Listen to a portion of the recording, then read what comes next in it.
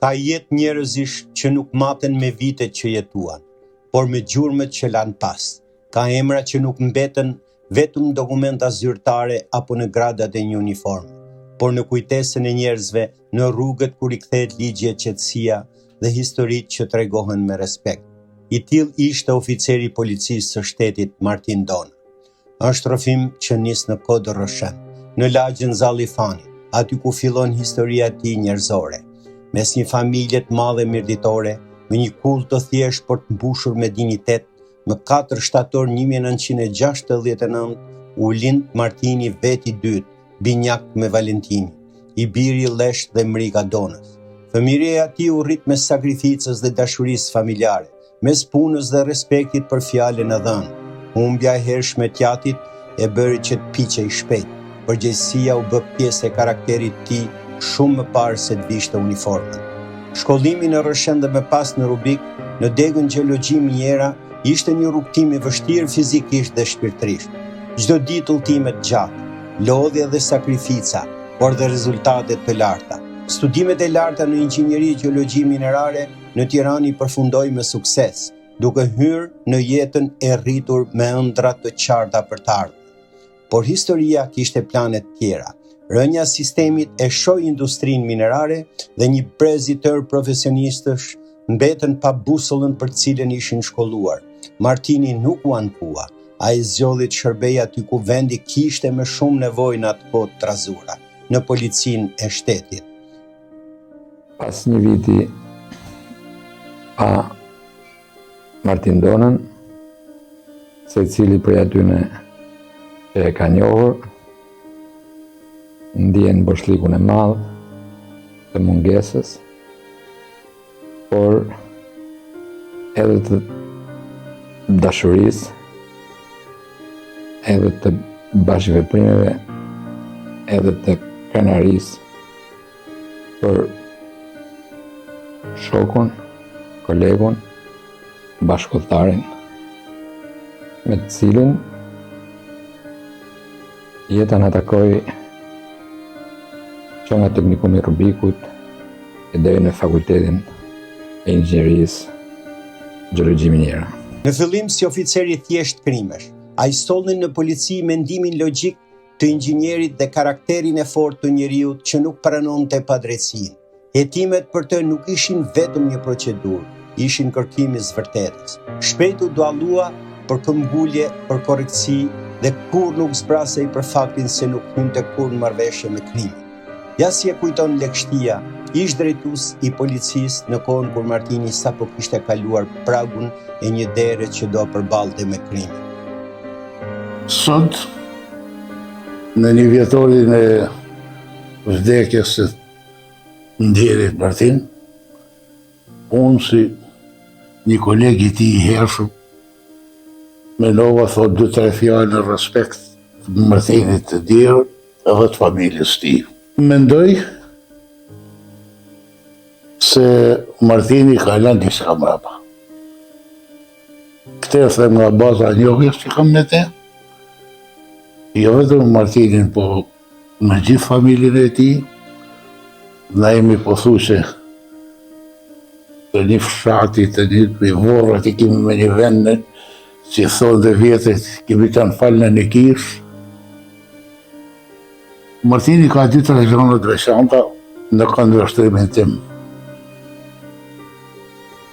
Unë punosëm në degën e punëve të mënshme, atëherë kur kishin në përmjësit e vë. Martini kishte dalë nga shkolla e lartë dhe I vllai I gjini më thot diku, thot, a munësh me na thani fjalë të mirë, du me fut Martinin sa ke policia. Unë me njëherë, una në lëvizje, banë ato dhe përmet e mija, dhe Martini filloj punë. I gjë. Njerëzit, është bon praktikë që njerëzit, kur ikin nga kjo botë, njerëzit që ka lënë tu, thonë fjallë më të mira për të. Martini në fakt I meriton fjallë të mira. Nuk është puna se I shërben kësaj metafore, po të themi. Pas vitit 1997, Shqipëria u përball me kaosin. Armët dolën në rrugë, bandat morën guxim dhe shumë zona ranë në frikë terror. Në Mirdit dhe në akset e veriut, veçanërisht në rrugën Gziç Shpal Fusharës, grabitjet me maska dhe armë automatike u kthyen në një realitet të përditshëm.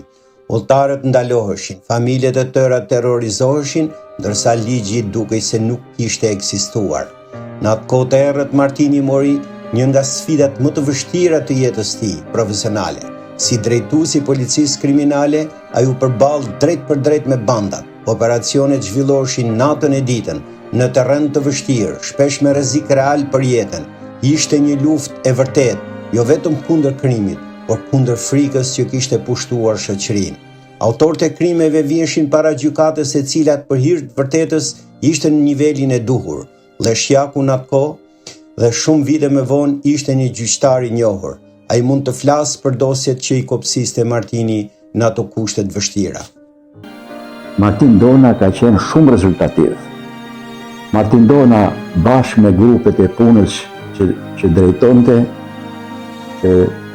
janë përpjek shpesh herë me njerëz të rrezikshëm. Mund të përmenim shumë rastet janë nga më të ndryshmet, sepse janë ngjarjet ato që fiksohen edhe nuk harrohen, por kurajo e Martinit edhe me ato që punoi ka qenë gjithmonë rezultativ. Mund të kujtojmë këtu për shembull, unë mbaj mend shumë ngjarje që i ka vofeq Martin Dona, për shembull ka qenë grupi i mirë organizuar për 11 të pandehurish, kur e kemi gjykuar çështjen me 11 pandehur, me 11 avokat, dhe akuza ka qenë për 11 raste grabitjesh. Këto kishin një taktik të çuditshme, por Martin Dona me zgjuarsinë e tij, bashkë me ato që punoi e drejtoi hetimin, arritin ta spërthenin. Imagjinoje ky grup, nëse do të grabiste sot në Qafben, mas 5 ditësh do të dilte në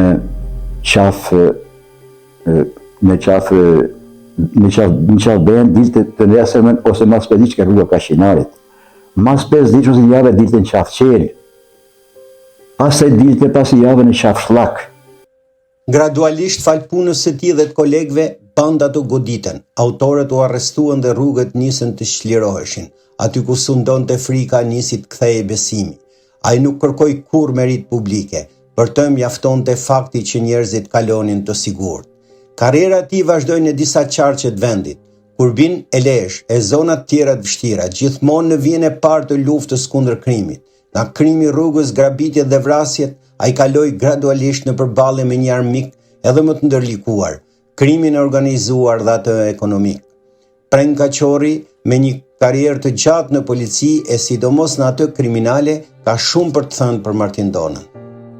Unë jam Pren Kaçorri, jam një shoq i Martin Donës.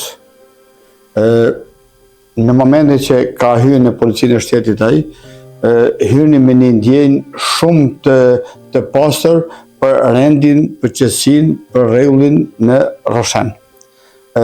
Unë ruaj konsideratat më të mira për të si një djalë mjeditor, shumë i përkushtuar për punën, korrekt, i pa korruptum, tërë jetën ai në kohën që ishte Lash, Lesh, Mirdit, ka lënë mbresa të mira në punën e tij. Vitet e fundit në drejtorinë e përgjithshme të policisë së shtetit ishin ndoshta më të lodhshmet. Krimi kishte ndryshuar fytyrë. Nuk vepronte vetëm me armë, por me dokumente false, skema financime, korrupsion dhe manipulim ekonomik. Ishte një betejë e heshtur, por paq e rrezikshme. Dosjet shumta, analiza financiare, hetimet gjata, përgjegjësi të mëdha dhe presioni vazhdueshëm. Martini punonte pa orar, me një ndjenjë detyre që nuk njihte lodhje. Nga përplasjet me krimin e rrugës, ai kishte kaluar tek përballja me krimin e sofistikuar, por filozofia mbeti e njëjtë. Ligji nuk negociohet. Kolegët e kujtojnë si njeri që edhe në tension ruante qetësinë. Vendimet I merrte mbi fakte jo mbi emocione. Kudo që shkonte, vendoste rregullin e ligjit dhe linte pas një strukturë të fortë. Dhe megjithatë, pas gjithë kësaj lufte, me grabitje, me vrasje, me hetimet ndërlikuara dhe përballjet pafundme, fundi erdhi papritur. Jo në një operacion, jo në një përplasje me krimin, por në heshtjen e një mesnate marsi. Zemra u ndal papritur, duke i dhënë fund një jete të mbushur me sakrificë. Lajmi ishte i pabesueshëm. Oficeri që kishte dalë fitimtar në kaq beteja u mund nga një atak i papritur, duke lënë pas një familje të tronditur dhe një djalë ende të ri që humbi jo vetëm baban, por dhe mikun dhe urdhërfysin e jetës së tij. Në atë dhimbje, fjalët u kthyen në vargje nga i vllai i madh Gjergji. Çoje Martin shpirtin rehat. Qiell paraj se rend, sa herë sheh ëngjëjt atje lart, do ta ruajmë imazhin tënd, sepse ai kishte lënë pas shumë kujtime. Ike, por lerrezedrite, mbushur plot me jetë e shpresë, ke lënë pas një grua fisnike dhe një princ këtu mes nesh. Dhimbja u bë dhimbje gjithë.